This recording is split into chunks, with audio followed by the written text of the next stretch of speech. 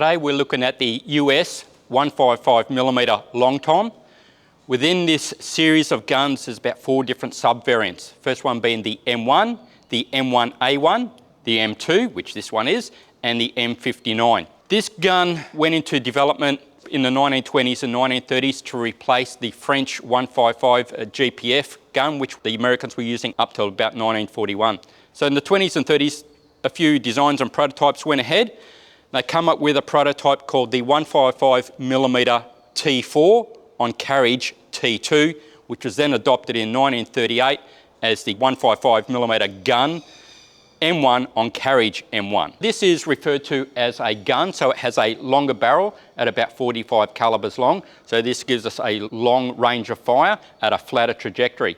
Where if we look at this piece over here, which was the 155 M1A1, later referred to as the M114, this is classed as a howitzer. So this is a shorter barrel, higher trajectory. The class of a howitzer is measured in calibers, so it's anywhere between 15 to 25 times the caliber length, which will give you this barrel, and this comes in at about 24.5 calibers long.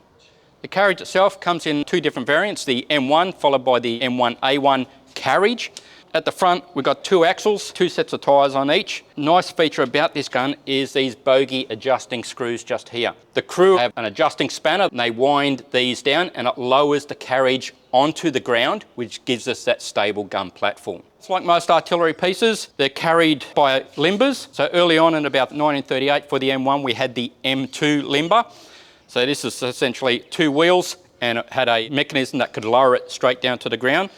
Later on we come with the M5 limber, and this was used with a sling that could lower the trails to the ground. The only problem with this is when they lower the trails, these spades have got to be dug into the ground so they can actually come up and lock in, and then this pin locks the actual spades into the trail. This has interrupted threads, designed by a French fella called Charles de Bange in 1872, further improved by Axel Whalen in 1890.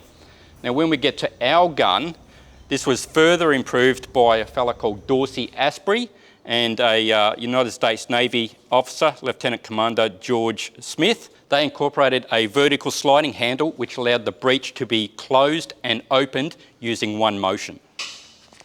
Open up, and then they would literally pull it across and it would lock those threads in one motion. Now the difference between the M1 and M2 was that the M1 had a sleeve that was fitted in this area here, and on that sleeve is where these female threads were cut in.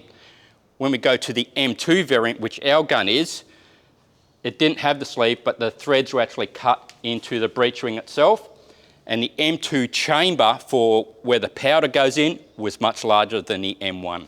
Recoil system on this gun is hydropneumatic. Because it has a high angle of elevation, they can actually control the amount of recoil on this gun. There's 7 different charge bags that they can use. On full charge, this gun will recoil 70 inches.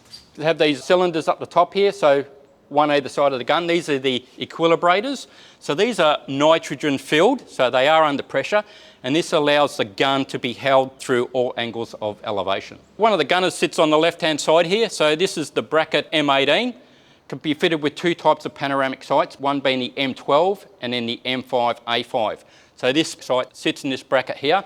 It's offset to a 45-degree angle, and this allows this gunner to remain out of the way when the gun recoils. So we've just come over to the 203mm variant of the 155. Has the same platform, but this one, unlike the 155, has the gunner's quadrant. So this is for elevation. This is the mount M1, and you have the M1 quadrant piece that sits in here. So this will allow the gun to elevate to plus 63 degrees, and it will go down to minus 1.3 degrees. So it goes actually below horizontal. With its traversing handle, which we're obviously missing on this one, you can see the traversing mechanism here. So this can traverse 30 degrees left and right. If we look at, say, the 25 pounder, it's got a circular platform that it sits on. This also has the same type of device. Now this is at about 11.2 metre diameter around. The centre of the gun sits on that.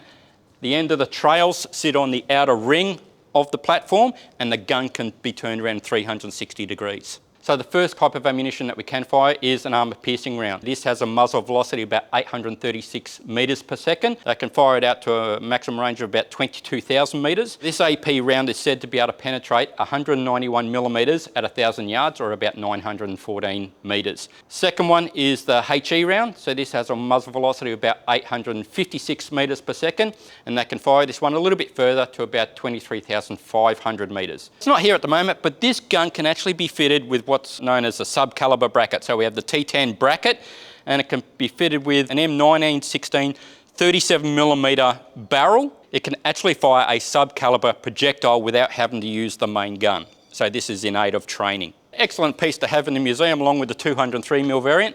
So this gun was used by at least 16 countries, including Australia, and Australia did use these against the Japanese in New Guinea in 1945.